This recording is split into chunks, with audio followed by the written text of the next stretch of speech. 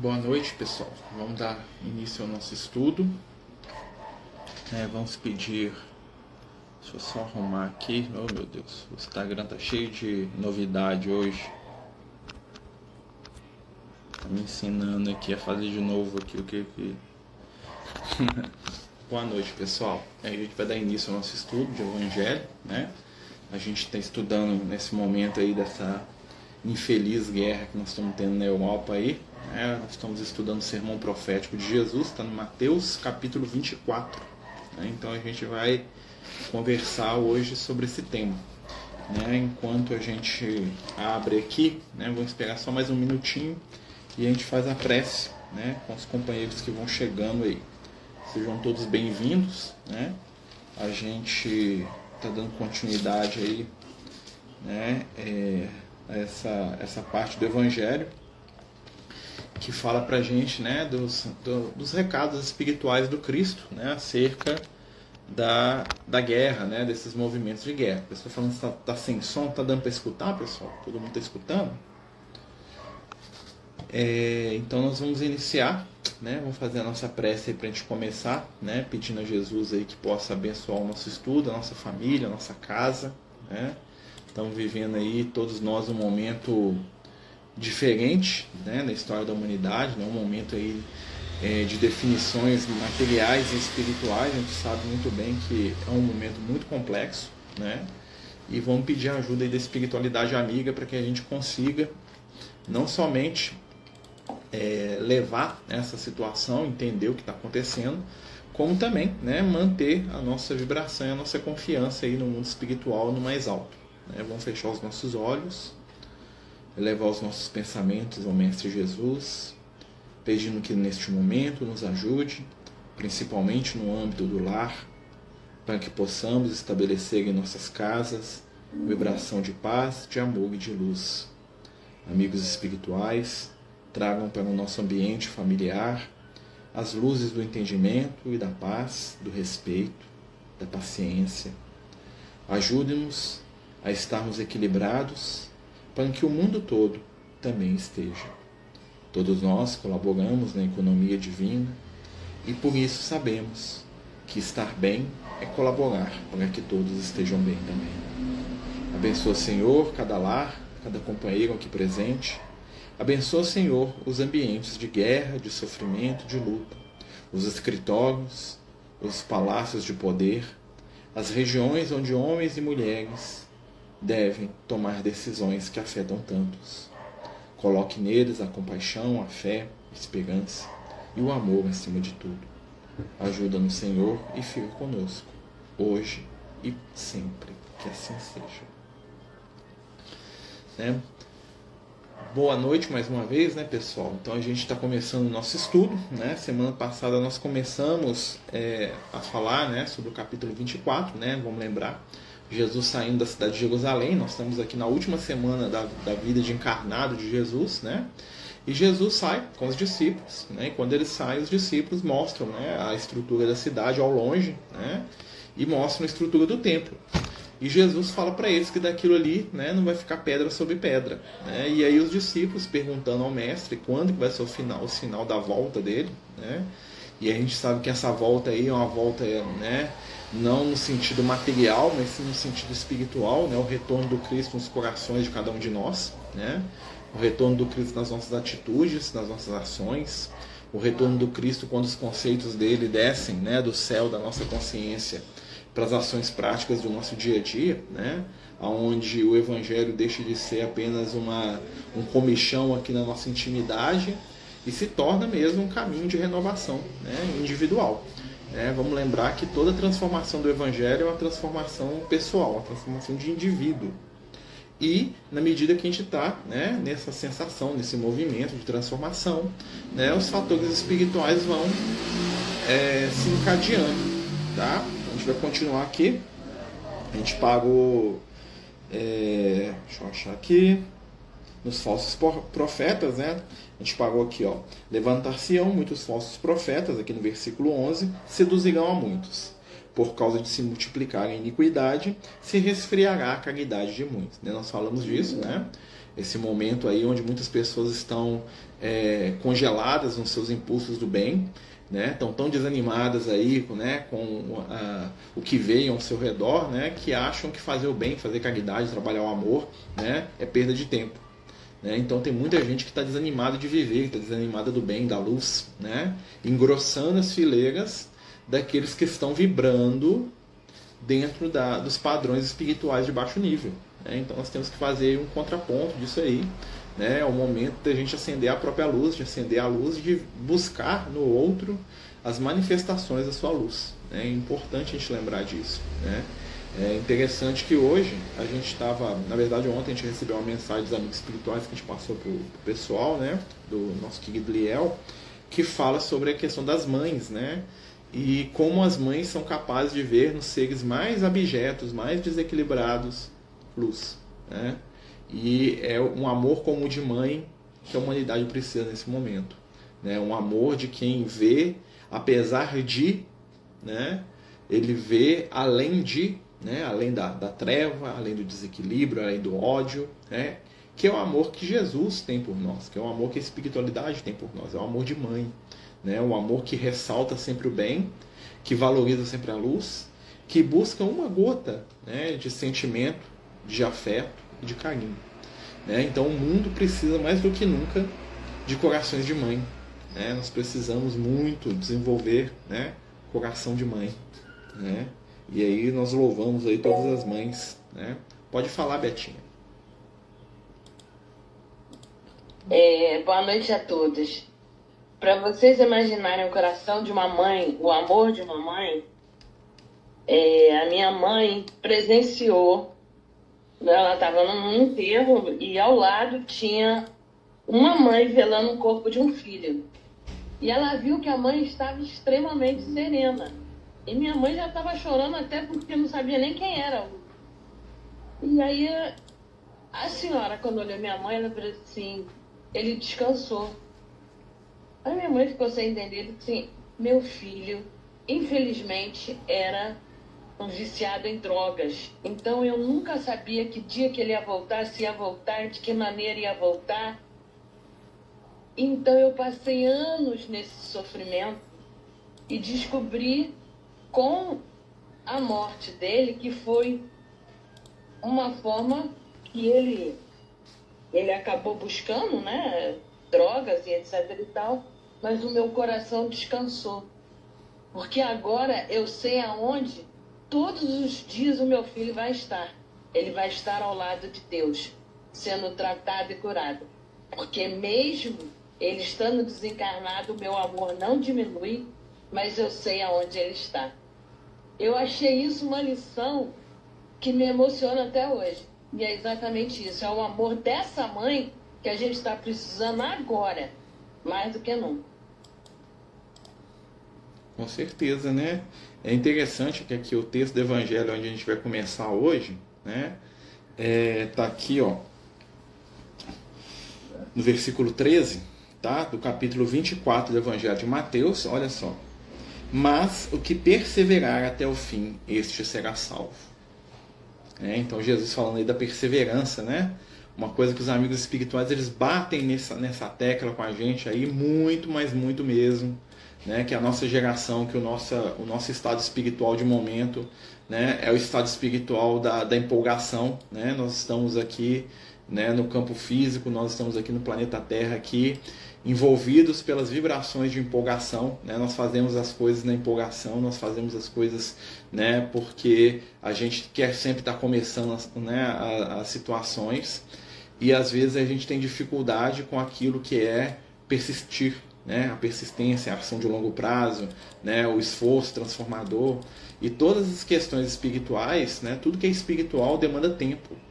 Né? A velocidade da vida que nós estamos acostumados hoje não se aplica para as questões do espírito imortal, né? Porque a renovação, a mudança, a cura são processos de longo prazo, né? São processos de uma construção, né? De pouco a pouco, né? De situações que vão se encadeando através aí das nossas escolhas e que necessitam da nossa perseverança, né? Então muita gente frustra ultimamente, né? A gente aqui encarnado, a gente se frustra muito fácil porque a gente está sempre começando as coisas e nunca está dando conclusão. Né? Nós somos aquilo. Meu pai tinha uma frase que ele falava quando, né, de futebol, né? Ele gostava muito de futebol, e ele falava assim que determinado jogador é o leão de treino. Né? O que é o leão de treino? É aquele jogador que no treino ele cabeceava, ele batia pênalti, ele fazia escanteio, ele tirava a bola, ele entrava, ele defendia, ele atacava. Aí na hora que você punha no campo, ele desanimava daquilo, com 5 minutos ele não dava conta de realizar nada em campo. Né? Então ele sempre se prepara, mas nunca faz. Né? Então isso é muito parecido com a nossa característica espiritual atual. Mas muito parecido. Né? Nós estamos vivendo um momento extremamente, né, complexo, né, extremamente complicado, que nos leva muitas vezes, né, a um estado de desequilíbrio, de sofrimento. Né? A gente às vezes não sabe como lidar com determinadas situações, né, porque aquelas situações nos incomodam. Né? Então a gente está sempre começando uma coisa nova. Né? E aí Jesus fala da perseverança para a gente. Ele continua aqui, ó. Será pregado esse evangelho do reino por todo o mundo, em testemunho de todas as gentes, e então chegará ao fim. Né? Então quando a gente lê que será pregado o evangelho, a gente pensa num cara com a pastinha debaixo do braço, batendo na porta, né? Tipo o testemunho de Jeová, né? Falando, olha, você já leu o evangelho aqui, gente? Né? A pregação que Jesus está falando do evangelho aqui é a prática cotidiana. Né? O fim, né? O fim desse mundo do jeito que nós conhecemos, né? O fim do mundo de provas e expiação, que é o que está acontecendo agora, ele só vai acontecer no momento em que nós, os seres humanos do planeta Terra, começarmos a introjetar os valores do Cristo. No momento em que nós, seres humanos, homens e mulheres encarnados aqui, né, no século XXI, né, no coração do mundo aqui, não só, né, no Brasil, como em todas as regiões, né, nesse momento, quando a gente começar a trabalhar, né, os valores do Cristo. E aí nós vamos parar de sofrer, aí nós vamos parar de passar dificuldade, né? Aí nós vamos começar a perceber que na vida, né, na nossa caminhada espiritual, o que vale são as nossas construções íntimas. O que é uma construção íntima? São os valores, o nosso desejo de melhorar, o nosso desejo de crescer. Né? Então a pregação do Evangelho, e esse fim aqui, não é o fim do mundo, acabou o planeta, desceu um meteoro, né? Jesus foi levar todo mundo embora, nem isso não, gente. O fim aqui é o fim desse mundo do jeito que ele está hoje. É o fim desse ciclo. Né? Porque o mundo não foi criado para ser destruído. Né? Os mundos, assim como, né, o corpo físico, assim como tudo, tem começo, meio e fim. A gente sabe muito bem disso. Né? Os planetas, eles nascem, eles se desenvolvem e eles acabam um dia. Isso é a lei da natureza do universo. A gente sabe que tem planetas agora que estão desmanchando. Né? Tem outros que estão iniciando o seu processo. Né? Mas o fim a que Jesus se refere não é um fim material. Né? A fala do Cristo é uma fala espiritual. Jesus ali, quando ele fala do fim, ele está falando do fim desse, vamos dizer assim, sistema de coisas, né? Desse mundo materialista, desse mundo, né, onde a lei do mais forte impera, onde a falta de caridade, como está escrito aqui, né, o amor esfriado existe. Então esse mundo vai acabar no dia que o Evangelho for uma realidade entre nós. Não apenas a palavra do Evangelho, mas a vivência do Evangelho. Né? Vamos lembrar que Evangelho é toda a novidade espiritual vinda do Cristo. Tá? Evangelho não é só o que está escrito nesse livro aqui, não. Tá? Porque aqui só está escrito algumas passagens da vida de Jesus e alguns dos seus ensinamentos.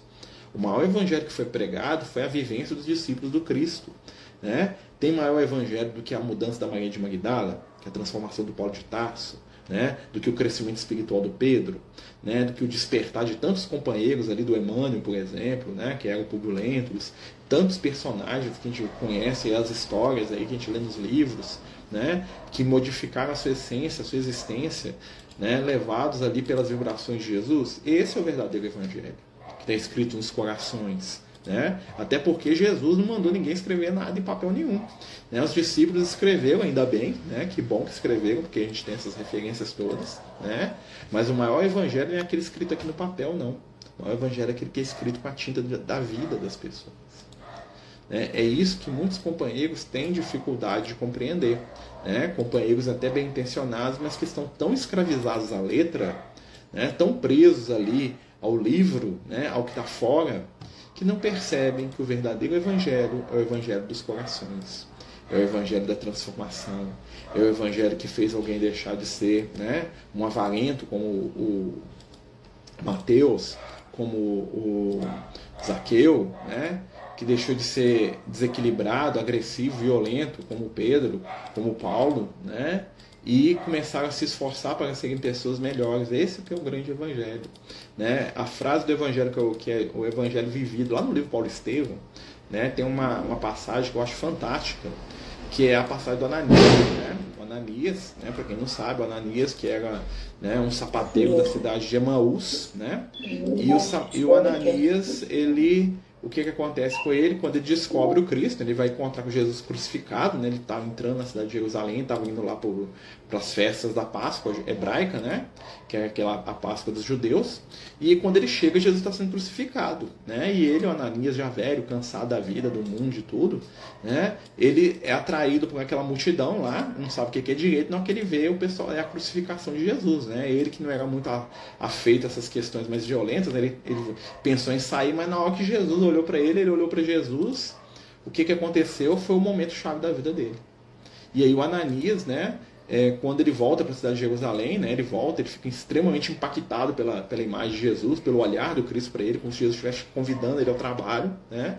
E algumas semanas depois ele fica sabendo, né, que os discípulos estavam dizendo que Jesus tinha retornado da morte. E aí ele fica maravilhado com aquilo, vai procurar o Pedro, né? E ele se torna, o Ananias, né? Ele se torna um dos primeiros discípulos cristãos depois da morte de Jesus. Né? E é interessante isso porque, né, quando Paulo encontra com Ananias, né, o que o Paulo fala para Ananias é mais ou menos assim, né, depois que ele reconcilia, aquela coisa toda, que ele equilibra, né, que ele começa, que ele descobre Jesus, né, ele fala para Ananias assim, né, é como se ele dissesse para Ananias assim: você é o que eu quero ser quando eu crescer, né, quando eu crescer eu quero ser igual a você, né. E aí nós vamos entender a postura, né, do Ananias, né, enquanto trabalhador do bem, né, enquanto companheiro de Jesus, né, que ele vai iniciar todo um processo e em torno dele, né, ele vai escrever, né, o Evangelho. E ele vai escrever o Evangelho nos corações das pessoas. Tanto é que quando Paulo está lá em Damasco, né, Ananias vai morar em Damasco, o Paulo tenta, né, ver o que o Ananias tinha escrito no Evangelho. O Ananias não tinha quase nada, ele tinha uns rabiscos lá, umas folhas lá, que ele tinha copiado lá de algumas mensagens, de algumas coisas que Jesus tinha falado, né? Mas o verdadeiro Evangelho que o Ananias tinha para passar por Paulo é o Evangelho da vivência, não é o Evangelho escrito, né? Depois o Paulo ganhou um lá, né, do Gamaliel, né? O Gamaliel tinha 3 lá que ele tinha copiado já, que o Pedro deu o Evangelho para ele, né? O Gamaliel copiou lá 4, né? E aí ele deu um para o Paulo lá e deu o do Pedro também, né? E assim, olha que interessante, né? Então o Evangelho vivido, o Ananias deu para o Paulo, né? Ele não tinha escrito, né? Olha, né? E estava lá do lado dos apóstolos lá, né? Muito interessante isso. Então ele continua falando aqui, ó: quando virdes, pois, a abominação da desolação, que foi predita pelo profeta Daniel, posto no lugar santo, quem leia entenda. O que é a abominação da desolação do Daniel, né? Quem é o Daniel, gente? O Daniel, né, para quem não sabe, o Daniel é o mesmo João Evangelista, o mesmo Francisco de Assis, né, o mesmo espírito, né, a mesma entidade iluminada lá que, né, se coloca ali como, né, o grande companheiro de Jesus no trabalho do bem, né? E o profeta Daniel fala que um dos sinais, né, do fim desse ciclo de coisas seria a abominação da desolação. Por que é uma abominação? Algo abominável, algo que é, né, assustador. Né? Você abomina, algo que te assusta, que você quer ficar distante. E que te desola. O que é desolar? É desanimar. Né? Então, o que é a abominação da desolação no lugar santo? É a venda dos valores espirituais. Tá? Ou seja, qual que seria o momento em que seria o sinal de que nós estamos passando dentro do próprio processo de transição? As pessoas vendendo o espiritual como se fosse material. Ou vendendo a matéria como se fosse espírito. Né? A gente brinca muito, a gente fala muito disso. Né? A gente sabe que muitos caminhos religiosos são muito mais materialistas do que os materialistas, né? Porque a pretexto de falar de Deus, de espiritualidade, de Jesus, só fala de dinheiro, de poder, de coisa material. Né? E isso seduz muita gente, porque muita gente está presa ainda nessa onda. Né? A gente sempre fala isso. É uma coisa que os amigos espirituais ensinam pra gente. Né? A maioria de nós, felicidade para a maioria de nós ainda é fator sensorial. Né? Lá no Antigo Testamento, né? O que é um conceito de felicidade para os antigos hebreus? Né? Era totalmente materializado. Eram 3 coisas: muitos rebanhos, muitos filhos e viver muito para aproveitar os dois. Tá? Então, basicamente, o que era ser feliz e abençoado por Deus dentro do conceito pessoal do Antigo Testamento? Viver muito, ter muito filho, ter muito rebanho, ou seja, ser rico, né? Ter uma família próspera e grande e viver muito para aproveitar os dois. Ou seja, todo o conceito espiritual, toda a recompensa espiritual que eles esperavam estava na matéria. Tá? Eles não tinham a ideia de algo além, de uma vida depois da vida, não. Ser feliz é aqui, né? Ser rico, é ter uma família equilibrada, muito parecido com o que a gente tem hoje. Né? Quantas pessoas, quantas vezes a gente, na nossa história, não só nessa encarnação como em tantas, nós nos aproximamos da religião porque nos falta ou o afetivo, né? Os filhos, né? A família, ou o financeiro, ou seja, os rebanhos, né? Ou a saúde física, ou seja, a vida longa. Então todo homem que era abençoado no Antigo Testamento, eles queriam falar que o cara era abençoado, ele vivia 900, 800, 700, 600 anos, tinha 50 filhos, 50 filhas, né? E tinha rebanhos infinitos. Ou seja, esse cara é abençoado demais. Né? E ainda hoje, né, na construção espiritual ainda infantil da nossa humanidade terrena, né, a maioria das pessoas ainda buscam o Cristo para que Jesus lhes forneça matéria. Vou rezar para Jesus fazer eu ficar rico. Vou rezar para Jesus me dar uma vida boa, né? Não importando a vida do outro. Vou rezar para Jesus para me ter uma família próspera. Tá? Isso tudo é importante? Sim. Né? Mas isso tudo é realmente necessário, realmente fundamental? Aí que está a situação. Quando nós começamos a despertar que nós somos espíritos imortais, tá? Que nós estamos num processo de aprendizado, de aprimoramento constante, nós vamos começar a ver, né, que estar rico, né, estar totalmente feliz na matéria hoje, nem sempre é o mais adequado. Por quê? Porque o nosso objetivo não é a vida material. A vida material é um teste, a vida material é uma escola para aprimorar o espírito. Né? Então, se eu der valor demais à escola, eu não dou valor à minha vida verdadeira. E a minha vida verdadeira é a vida espiritual. Né? Eu fico aqui no plano físico há 50, 70, 70, 80, 90, 100 anos. Né? E muitas vezes, a pretexto de ter uma vida boa, eu atropelo os outros. Eu me torno uma pessoa vazia, uma pessoa fria, gananciosa, egoísta. Né? E aí eu tenho uma vida muito boa durante 30, 40, 50, 60 anos. Quando eu chego no plano espiritual, eu sou um mendigo. Né? Eu sou um doente. Eu sou um desequilibrado. Eu sou alguém que não sabe viver sem os valores exteriores. Eu sou alguém que chega no mundo espiritual, né, e fica ressentido porque ninguém liga para o meu título, ou para o meu poder, ou para o meu sobrenome, ou pela minha profissão. Né? Existe uma história aí muito, muito famosa aí da espiritualidade, né, que normalmente, quando uma pessoa muito famosa desencarna, né, o que acontece? A espiritualidade normalmente reencarna ela rápido em algum lugar onde ela vai desintoxicar da encarnação. O que isso quer dizer? Né? O cara foi rei, foi rainha, foi muito rico, foi muito famoso, né? Aí o cara é um artista de Hollywood lá, famoso, ganhava milhões, todo mundo sabia o nome dele, no planeta inteiro, né? O que a espiritualidade faz? Pega ele, já leva lá pra África, lá. O cara nasce lá numa aldeia perdida, lá na África, lá fica 40 anos lá para desintoxicar do passado dele, né? Da ilusão do valor material que ele tinha. Né? Existem espíritos que chegam no plano espiritual esperando que eles vão ser especiais, porque eles eram especiais aqui no plano físico.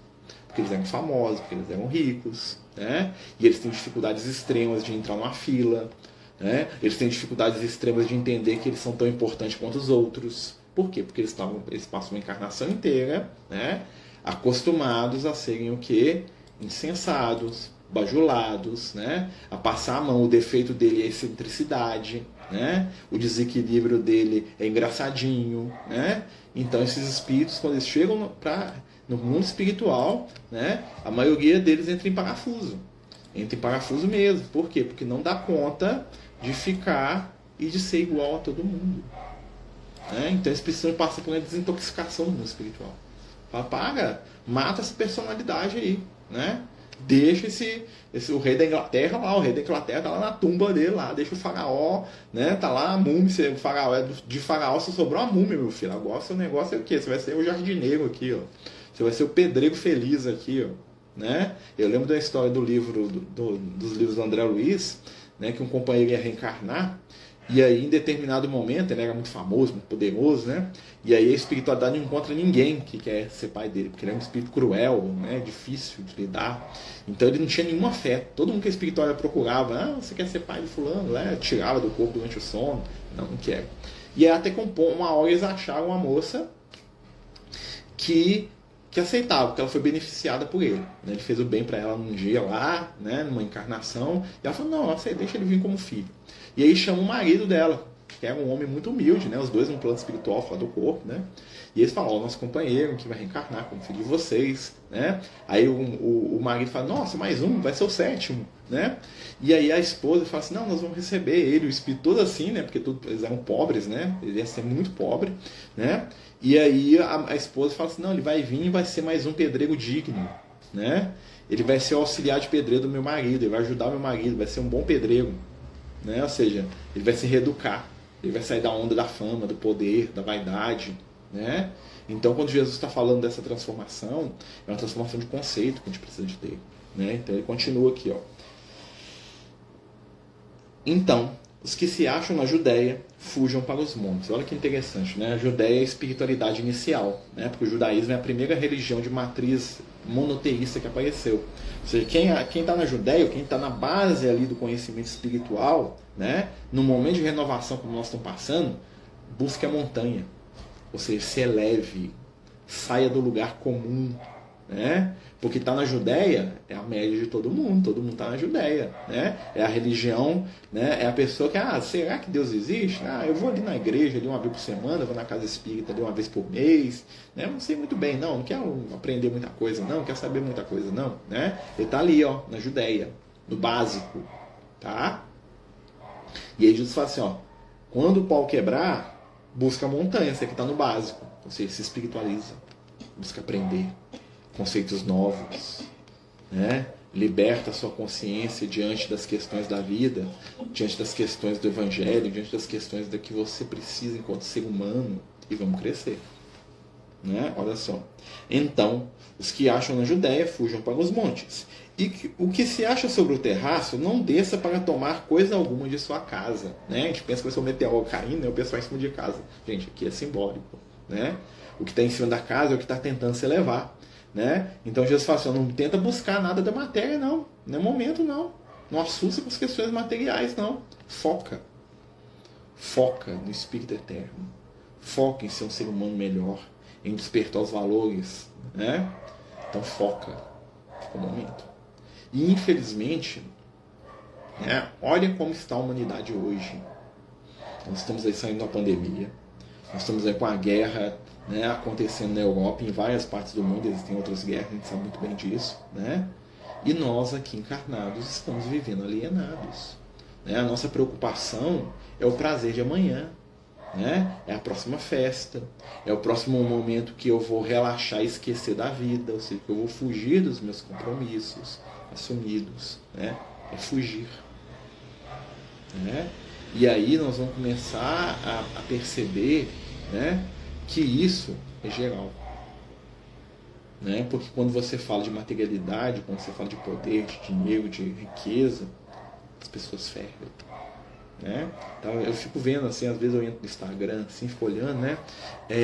Simpatia para ganhar dinheiro, diga amém. Aí tem 1.500 comentários naquilo ali, amém, amém, amém, amém. Meu Deus. Né? Se falasse assim, ó, simpatia para ser uma pessoa melhor, para aprender a perdoar quem te ofende, diga amém. Não parece simples. Porque nós ali estamos preocupados com a posse material. Quer dizer que material é errado? Não. Quer dizer que nós estamos ainda desequilibrados no verdadeiro valor das coisas na nossa vida. A matéria é uma ferramenta e não o objetivo final. Né? E aí muita gente procura a espiritualidade, né, com essa visão equivocada. Então assim, aí a pessoa sofre, porque a espiritualidade superior, né, ela vai virar e vai falar isso pra gente. Fala assim, meu filho, a matéria é instrumento e não objetivo final. O objetivo final é aqui o mundo espiritual. Dentro do nosso projeto, é que você chegar a ser um ser humano melhor e um espírito mais iluminado, tá dando tudo certo.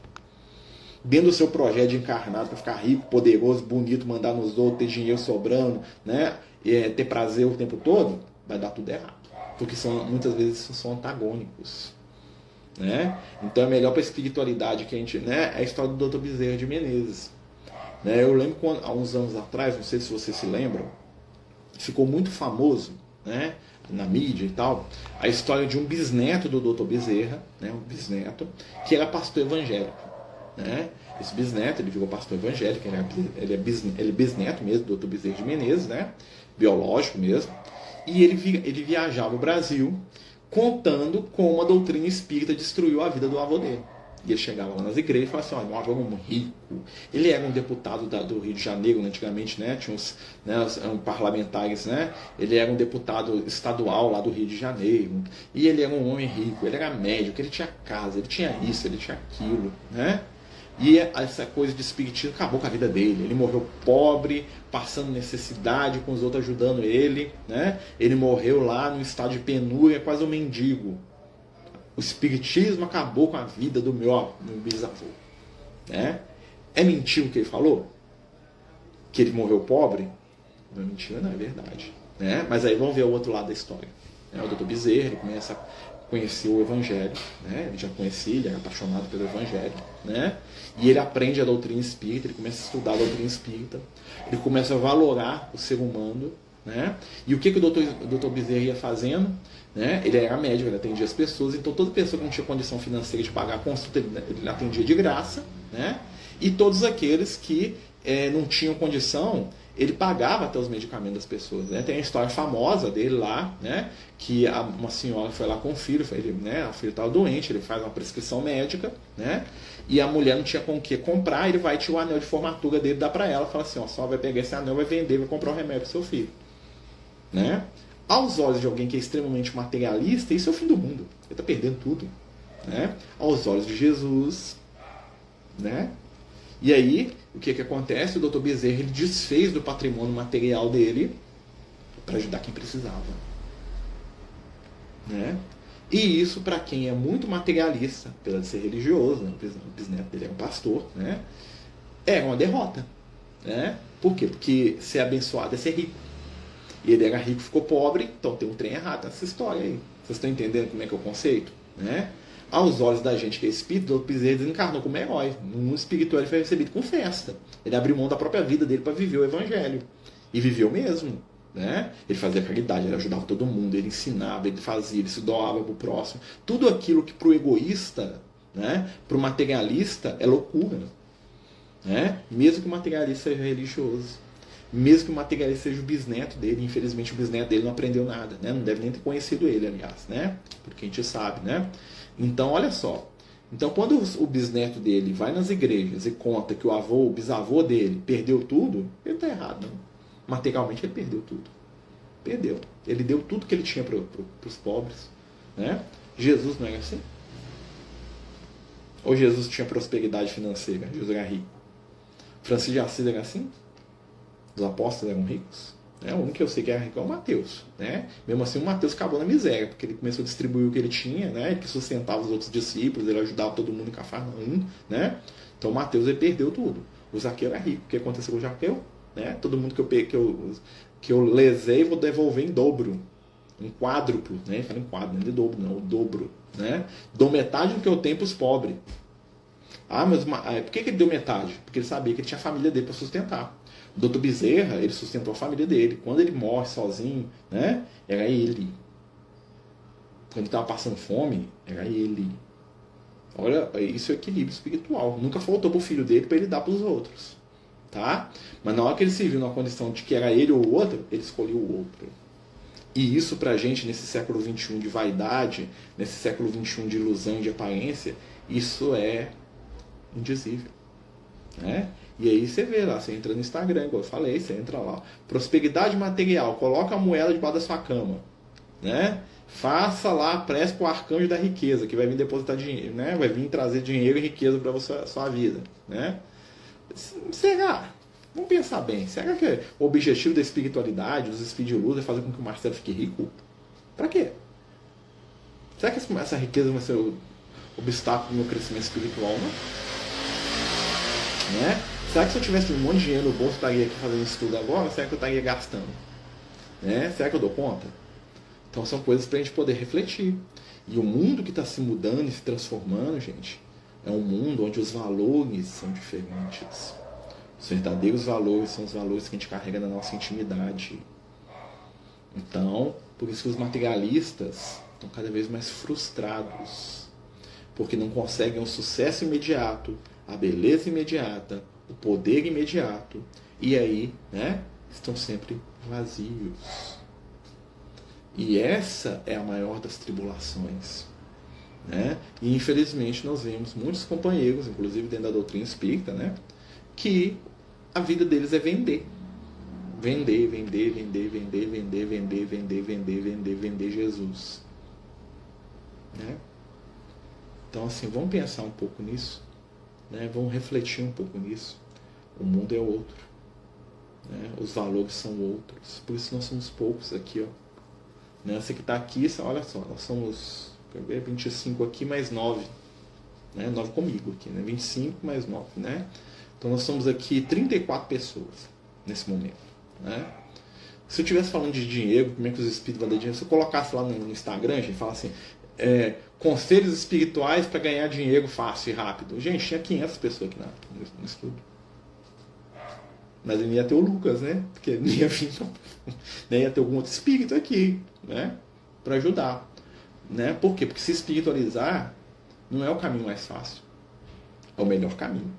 Né? Então são coisas que a gente precisa ir trabalhando aos poucos.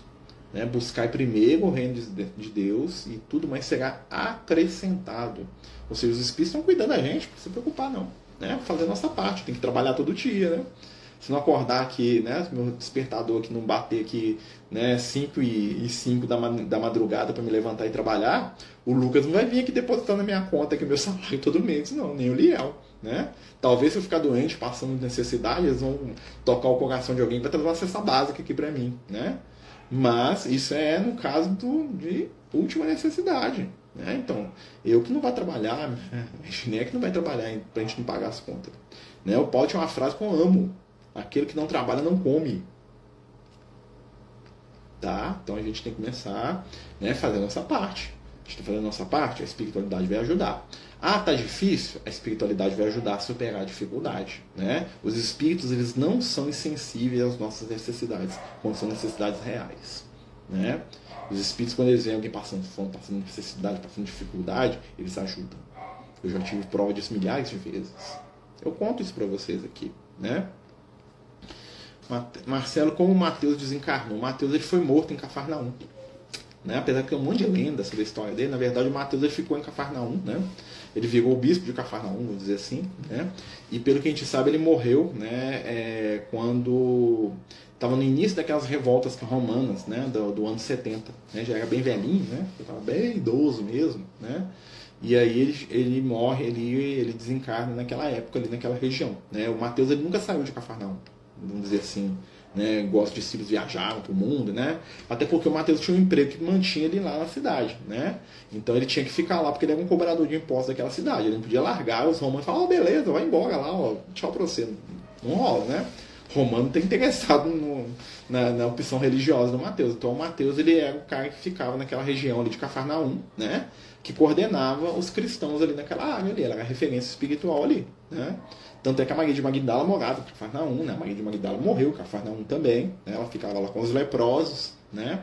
O Mateus ajudava ela, né? Conta que ele ia lá de tempos em tempos levar comida, levar recursos, né? O Mateus é né? Então assim, mas ele fica na cidade, as pessoas iam lá visitar, conversar com ele, né? Nem todos os discípulos de Jesus saíram pelo mundo, isso é lenda, tá, gente? Né? Então assim, o Judas Tadeu não saiu pelo mundo, o Tiago não saiu pelo mundo, o Tiago morreu em Jerusalém, né? O Tiago, que a gente fala, é o irmão do Judas Tadeu, tá? O Tiago, irmão do João Evangelista, que morreu, né, com 1 ano depois de Jesus, o Tiago morreu, o outro Tiago, né? O Judas morreu também, né? Simão Zelote também morreu, ele já tinha 70 anos quando Jesus desencarnou, ou seja, ele morreu pouco depois, né? Então o Tomé, né, e o André saíram, né, eles foram para o Oriente, o Tomé e o André, né? O Bartolomeu também, foram os três para o Oriente, por isso não fala muita coisa deles, né? E em Jerusalém ficou o João Evangelista, o Pedro, o Tiago, que era primo de Jesus, que é o irmão de Judas Tadeu, o Filipe, né? E depois o que aconteceu? O João foi expulso da cidade, o Pedro foi expulso da cidade, o Filipe foi expulso, né? E acabou que ficou só o Tiago, né? E aí o Tiago ele morre na cidade de Jerusalém também, o governador romano que chega na cidade e manda matar o Tiago, tá? Mas assim, a maioria dos discípulos não saiu pelo mundo, não. Quem saiu mesmo pelo mundo foi o Bartolomeu, Tomé, o André, né, que foi lá para a África, aquela região, né, da Ásia, o Pedro, que foi para Roma, o João Evangelista, que também foi para Roma e depois foi para Éfeso, né, a cidade de Éfeso, que é hoje na Turquia, né. O Filipe morreu também, ele sai na região da Síria ali, mas era perto, né. Então a maioria dos discípulos ficou por ali mesmo, né. Então assim, a gente vê nos filmes, né, todo mundo indo cada um para um canto, aquilo ali é meio fantasioso, tá, gente? Aquilo ali é meio hollywoodiano, tá? A informação que a gente tem, né, textual não é assim, não é essa não, tá? Mas era natural também, né? Então, por exemplo, o Paulo, que era um cara solteiro, que era um cara desimpedido, que era um cara que tinha cidadania romana, né? Ele podia viajar onde ele quisesse, tá? Para ele era muito mais fácil, ele podia chegar onde ele quisesse, ele falava vários idiomas, né? Então ele tinha uma facilidade muito grande em comparação, por exemplo, com o Tomé, né? Ou então com o André, o irmão do Pedro, né? Que não sabia falar outra língua que não fosse o aramaico, né? Normalmente na época deles, o inglês da época, né, era o grego, né? Então a língua universal na época de Jesus era o grego. Então o cara que ia falar com todo mundo, ser entendido por todo mundo, ele aprendia grego.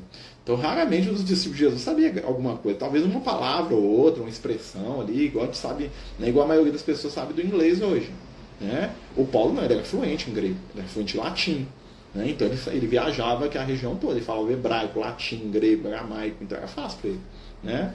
Então são situações aí que facilitam, por isso que o Paulo viajou tanto, tá? São uma conjunção de fatores. O Paulo era mais estudado, o Paulo ele tinha cidadania romana, o Paulo ele falava 4 idiomas, então para ele viajar era muito mais fácil. Ele chegava num lugar e falava, não, eu sou romano. Ah, beleza, pode ir. Né? O Pedro chegava e falava, quem é você? Ah, eu sou judeu. Ah, quem deixou você entrar aqui? Volta, não pode entrar judeu aqui não.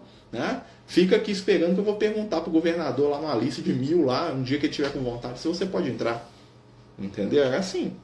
Né? Pro Pedro ir para Roma, né, o Paulo teve que intervir, teve que ir lá conversar com os amigos ricos, poderosos dele, falar assim, ó, o Pedro tá vindo pra cá, os caras que é cristão, né? Falaram, nossa, o Pedro. Aí eles movimentaram lá para poder deixar o Pedro vir para a cidade, né? Porque o Pedro era de um povo muito inferiorizado diante dos romanos, né? Os romanos não gostavam de judeu, tá? Quem sabe os romanos não gostavam. O judeu para o romano era tido como encrenqueiro, fanático, desequilibrado. E de certa maneira, alguns eram, né? Nem todos, né? Então, assim, o Paulo tinha a questão de ser romano, e aí aquilo abria a porta para ele. Né? É bem interessante quando a gente estuda essas coisas assim. Né? Cidadania romana, né? O Lucas também tinha, tá? O Lucas também tinha a cidadania romana, apesar que a do Lucas era comprada. Tá? O Lucas, você podia comprar, você ia lá, eu quero ser um cidadão. O Paulo era de nascença. Não que ele nasceu lá, tá? Mas por questão familiar e tal, né? Tinha direito de nascença. Ele tinha e o Silas também tinha. Tá? O Silas, que era outro companheiro que andava muito com o Paulo, né? Ou Silvano, né? O Silas, que né, quando o Paulo vai visitar Jerusalém, o pessoal da igreja de Jerusalém fala assim, leva esse cara com você, que ele é igualzinho o Silas, né? É radical, intransigente, difícil de lidar, né? Mas ele e o Paulo deram certo demais. Falam, nossa, você pensa isso também? Nossa, nós vamos dar muito certo. Né? Eles ficam os melhores amigos, o Paulo e o Silas. Né? O Silas também tinha nacionalidade, era cidadão romano. O Lucas também era cidadão romano. Então eles podiam ir onde eles quisessem. Né? Eles entravam onde eles quisessem. Né? O Lucas era meio judeu, né? Por parte de mãe. A mãe do Lucas era judia, o pai do Lucas era grego e ele era judeu. Né? A mãe é judia. Né? E o que dá a descendência de judeu é a mãe. Tá? Se a sua mãe é judia, você também é. Seu pai não. Se o seu pai é e sua mãe não é, você não é. Tá? O que dá a descendência judaica é materna. Então a mãe do Lucas era judia. Então o Lucas conhecia tudo do judaísmo, né? Ele foi circuncidado, aquela coisa toda, né? O pai do Lucas era um médico grego. Então assim, o Lucas ele nunca seguiu o judaísmo, mas ele sabia tudo, do judaísmo, porque a mãe dele contava, ensinava, né? O Lucas era mais, negócio dele era mais os deuses gregos, que negócio lá, depois que ele conhece o Paulo, que ele, né, é de Jesus, né? Aí apaixona, tem. E aí o que acontecia? Então, quando o Lucas ia para Jerusalém ou para Israel, ele sabia muito bem se portar no ambiente e ele tinha direito de nascença, né? Ele falava, só sou judeu, que eu posso entrar onde eu quiser, eu posso fazer o que eu quiser, sou judeu. Ele sabia seguir os rituais, as questões de alimento, de roupa, tinha tudo, ele sabia, por causa da mãe dele, né? Mas, na verdade, ele não ligava para aquilo, não, né? Então, assim, o Lucas também estava numa posição muito boa, né? Porque o pai dele era grego e a mãe dele era judia e ele tinha nacionalidade romana, ele eram os três. Então, ele podia viajar e entrar onde ele quisesse, né? Tinha uma série de facilidades também, tá? Mas, voltando aqui, né, no Evangelho, né? Senão a gente começa a ficar contando a história da época de Jesus, né? No nosso objetivo, né? E o que acontece aqui? O que a espiritualidade está falando aqui? Só para a gente complementar aqui o texto. A gente não vai terminar aqui não, tá? Só vai ler mais um pedacinho, né? O que está no campo, não volte atrás para tomar o seu manto. O campo é o local de trabalho. Né? O campo é o reflexo do trabalho. Não, se você está trabalhando no bem, não volta atrás para pegar o seu manto, os seus valores externos. O manto é o que fica por cima, né? É o valor exterior. É o que está do lado de fora. Então, se você está lá no campo trabalhando, se você está agindo no bem, se você está crescendo espiritualmente, preocupa com seus valores externos. Não. Deixa ele lá. Se der, você pega. Se não der, deixa o manto para lá. Né? Ai das mulheres grávidas e das que tiverem crianças de peito naqueles dias. O que é a mulher grávida, gente? Mulher é o sentimento. Né? A gravidez é algo novo nascendo. Ou seja, ai daqueles que estiverem passando por uma transição naquele momento, que ele está começando a despertar, acordar. Né? Não é que Jesus está falando, coitada da mulher que está com a barriga grande aí, meu Deus do céu. Né? Isso é uma figura de imagem, né? Que Jesus está explicando. Rogai para que não seja a vossa fuga no inverno. O inverno no momento da frieza. Ou no dia de sábado. Sábado é o dia que ninguém faz nada. Porque então será grande a tribulação, como nunca foi desde o princípio do mundo até agora, nem jamais será. O que é a tribulação? Essa sensação que nós estamos vivendo hoje. Será? Nossa, vai acontecer numa pandemia, numa guerra. Nossa Senhora, meu Deus do céu, vai acabar o mundo, bomba atômica vai cair, será? Todo mundo vai morrer de pandemia, meu Deus do céu, Jesus, volta logo, seu Jesus. Não é assim? Né? Ou seja, a tribulação, né? Atribulados, né? A preocupação, as pessoas vão estar receiosas, com medo. Né? Por que vão estar receiosas com medo? Porque falta a maioria de nós, né? A maioria de nós ainda falta valores espirituais. Porque a nossa espiritualidade ainda é superficial. E aí nós passamos poucas e boas porque a nossa fé é vacilante, porque a gente tem dificuldade de entender os conceitos básicos, porque a gente sofre por medo. E o medo nada mais é do que ignorância. A gente teme aquilo que a gente não entende. Por isso nós estamos estudando o Evangelho agora. O que isso quer dizer pra gente aqui hoje, no século XXI? Olha, nós estamos passando por um período de transição. Parece muito difícil, é muito difícil, mas não nos preocupemos em excesso, façamos a nossa parte, mantemos a nossa sintonia com o bem, continuamos fazendo o bem que a gente der conta para quem estiver à nossa volta. Tá? Mantenhamos a confiança e a fé no Cristo, que isso é processo necessário para o nosso amadurecimento, enquanto indivíduo, enquanto mundo. Tá? O mundo precisa ser sacudido porque nós precisamos despertar do egoísmo. Os espíritos falavam isso para Kardec no século XIX. Egoísmo, a chaga da humanidade. Né? Os espíritos falavam isso para Kardec. Né? Ainda é. Nós ainda somos muito egoístas, muito individualistas. Né? Ainda estamos presos, né, em situações muito complicadas espiritualmente. Por quê? Porque nós estamos cultivando a indiferença. Precisamos urgentemente trabalhar a nossa empatia, a nossa capacidade de compreender o próximo, de se colocar no lugar do outro, mas isso dá trabalho. Porque para mim me colocar no lugar do outro, eu tenho que sair da minha zona de conforto. Né? Aí vem aquela frase do Paulo, né? Se não existe Deus, nem Jesus, nem nada disso, comamos e bebamos que amanhã morreremos. Então muita gente está nessa onda. Comamos e bebamos, vamos aproveitar a vida aí, né? Sofre. Marcelo, quando a gente busca compreender, ajudar, mais os amigos espirituais nos amparam também, porque a vibração nossa vai de encontro deles. Sim, né? Nós nos tornamos, quando a gente faz o bem, quando a gente quer melhorar, tá, gente? Não é ser perfeito, não é querer melhorar, é o esforço. Nós nos tornamos ímãs para as boas vibrações. Os espíritos amigos percebem o nosso esforço, o nosso desejo de ser melhor, né? A nossa vontade, e eles começam a nos estimular e nos ajudar. Nos ajudar a sermos pessoas melhores, mais compreensivas. Essa é a nossa grande batalha do século XXI. O século XXI é um século de luzes, né? Nunca a ciência teve tão, né, fantástica. A ciência parece mágica, gente. Né? Se a gente analisar o que existe cientificamente no planeta Terra hoje, né, é mágico. Né? A nossa ciência é quase mágica. Né? Imagina essa ciência daqui a 50 anos. Vai ter coisas no mundo que a gente nem imagina hoje. Daqui a 10 anos vão ter coisas no planeta Terra que a gente nem imagina. Quando eu era criança, eu não imaginava que existia celular, não. Nem pensava nisso. Né? Que a gente ia poder conversar assim, igual nós estamos fazendo aqui estudo. Né? Que a gente ia ter um canal de televisão particular, cada pessoa ia ter o seu, a gente ia poder conversar, gravar vídeo. Né? Nunca que eu imaginei isso. Há 15 anos atrás, gente, o celular, esse smartphone, foi inventado em 2007. 13 anos. Vai fazer 13, 15, né? 15 anos. Muito pouco tempo. Muito pouco tempo. Né?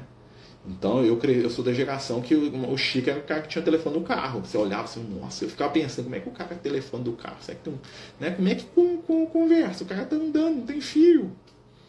Como é que funciona esse negócio? Né? Ficava vendo a novela, né? O cara tirava o telefone do carro, alô, né? O empresário, né? Da novela, da Globo, né? Normalmente. Alô, o Tarcísio Meira, né? Francisco, alô, tudo bem, né? Faça aquele negócio lá. Né? Ficava, via aquilo, achava que é fantástico, via os filmes lá da televisão lá. Hoje, né? Quem quer ter um telefone no carro? Ninguém. Todo mundo tem um aparelho celular, até os meninos têm. Né? Quando eu era criança, telefone era um bem de consumo. Tá? Eu tinha parente que tinha 2 telefones, que era o rico da família. O cara tem 2 telefones, ele aluga. Nossa, melhor. Né? O tio lá, aprende com ele lá, o cara tá rico. Né? Olha como é que o mundo está se transformando. Né? Mas o que importa, isso a gente fala da tecnologia, da ciência, né? Hoje tem uma tomografia, hoje tem exames, tem a medicina está ultra avançada. Imagina daqui 10 anos, daqui 20, daqui 30, espero ter encarnado, né? Eu fico brincando com o Lúcio, falo, nossa, Lúcio, será que eu vou pegar a cura da diabetes para poder viver mais um tempo aí encarnado? E tomara, né? Daqui uns 20 anos aí, né? Aparece um remédio que cura, né? Que no meu corpo não esteja destruído, tipo assim, curou, mas tá tão arregaçado que não adianta muita coisa, né? Pensando nisso, né? Então são coisas que estão acontecendo. E essas mudanças que estão acontecendo, gente, são provas coletivas. Como é que nós vamos lidar com o mundo durante a guerra? Televisão levava meia hora para esquentar. Eu lembro disso, eu lembro desse negócio. Eu ficava doido para ver desenho animado, ligava a televisão, ficava daquele pontinho branco lá no meio, lá, aí ia abrindo. Eu lembro da casa do meu avô, né? Preto e branco, assim, né? E achava bom demais, então, no meio do desenho do Pica-Pau lá, abria a tela, tá até dando imagem colorida, né? Recheado naquelas linhas, né? Ficava passando a imagem assim, vup, né? Hoje, se o negócio for 4K, 60 FPS por segundo, não serve, né? Então, né? Olha só. Isso é imaginável, não dá nem pra explicar isso pros meninos hoje. Outro dia eu mostrei pro Luke, quando era menino, televisão, uma caixinha assim, preta e branca. Né? Tinha um negócio na frente, assim, que eles colocavam lá, um plástico verde, não sei se vocês lembram disso. Né? Tipo uma tela de plástico colocava por cima da televisão, que dava uma cor esquisita. Ficava todo mundo verde, todo marciano. Né? E achava aquilo o máximo. Né? A ciência tá aí. Mas os valores do espírito imortal, esses que contam. Amanhã vai ter 1000 coisas que hoje que nós temos aqui, as pessoas vão rir, né? Quando chegar o tal do metaverso, nós vamos encontrar virtualmente, né? Cada um de nós nós vamos entrar dentro do aparelho e eu vou ver, a gente, em vez de ver aqui só na telinha aqui, nós vamos se ver sentado num campo. Eu até tô pensando nisso, né? Tipo assim, você vai poder construir um ambiente, falar, nossa, vou criar aqui um ambiente aqui que é o Lago Tiberíades, nós vamos estudar aqui nossas mesas de pedra aqui em torno aqui, ó, né? E conversar, interagir, é o metaverso, daqui a pouco tá aí, ó. Nós vamos entrar dentro do negócio, tipo Matrix. Isso aí é real. O pessoal está estudando, isso aí é a próxima questão. Né? Olha só. Né? Então, e isso é acessório. O que importa, Espírito Eterno. Pessoal, nós estamos terminando o estudo, né? Nós viajamos aqui um pouquinho no final, desculpem aí, né? Mas tudo isso para a gente ver que a gente está num processo de transição, né? Vamos confiar em Jesus, vamos confiar na espiritualidade, lembrar, Jesus está no comando, tá? O mal não vai vencer, tá? Não preocupe que o mal não vence, as vitórias do mal são derrotas, tá? As vitórias do mal são bem efêmeras, duram muito pouco, né? Elas mesmo se desmancham, tá? A luz sempre prevalece. Se não fosse, a gente não estava aqui hoje, né? Depois de tantos milênios aí, batendo cabeça aí no passado, fazendo besteira, né? Hoje mesmo a gente faz besteira, né? E Jesus, com a sua misericórdia, com o seu amor, continua velando por nós, né? Vamos fazer a nossa prece para a gente terminar, pedindo a Jesus, neste momento, que nos envolva com o seu amor, com a sua paz, que possamos desenvolver os valores do Cristo, alicerçados na esperança, na caridade, no amor. Dá-nos, Senhor, a compreensão, o entendimento, a paciência, a esperança e a fé. Coloque em nossas mãos os recursos que precisamos para desenvolver os valores da eternidade. Ajuda-nos a encontrar o caminho, a compreender e respeitar o nosso irmão como igual. Dá-nos, Senhor, a tua paz, nos ensinando a colaborar contigo no trabalho de cada dia. Fica conosco hoje e sempre. Que assim seja. Graças a Deus. Meus amigos, nós estamos terminando o estudo. Lembrando, né, gente, amanhã, 8 horas da noite, nós temos o tratamento espiritual, né, aqui pelo Instagram, tá? Quem puder participar nos ajuda demais. Quanto mais gente no tratamento, esse é o único que eu peço para o pessoal chamar mais gente, né? Porque a gente precisa de vibração, você tem que multiplicar energia, né, energias de cura. E a espiritualidade sempre está presente, né? Mas nós precisamos de ajuda no tratamento, né? Então, se vocês puderem convidar, nos ajudar, né, a divulgar aí o tratamento, é muito importante, né? É um momento que a gente precisa de unir as nossas energias e as nossas vibrações no bem, no amor, na luz, né? Que Deus abençoe a todos nós, né? O vídeo vai ficar salvo aqui, né? Tenhamos aí um ótimo restinho de dia e até amanhã às 8 da noite, se Deus quiser e permitir, né?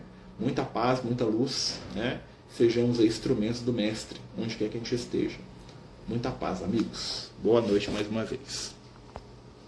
Os Amigos do Caminho apresentam sua primeira obra literária, Versos do Caminho, uma compilação das mensagens do nosso amigo espiritual Lucas, à venda pelo WhatsApp 31 98827 3218. Toda a renda será destinada para o projeto Neurodiversos.